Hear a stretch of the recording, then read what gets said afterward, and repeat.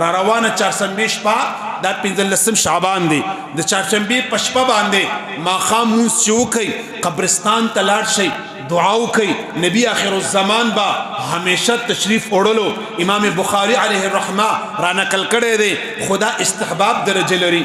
دا استحباب درجه لري دا سنت درجه لري دا وجوب نه لري دا لزوم نه لري که کوم سړی لاړلو فایده وکړله که څوک لاړ نړو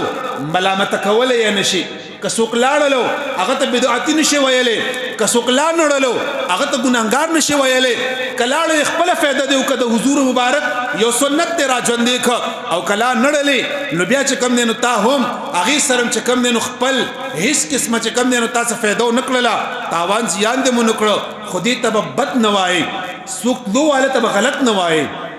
تلو والا ته به غلط نسبت نه کوئ تلو والا به منې کوئ نه تلو والا لاړلو لاړ دي چې د هغه فایده را منې کېږي نه خو چې کوم خلک نه ځي هغه به ملامته کېنه اسلام صفا دی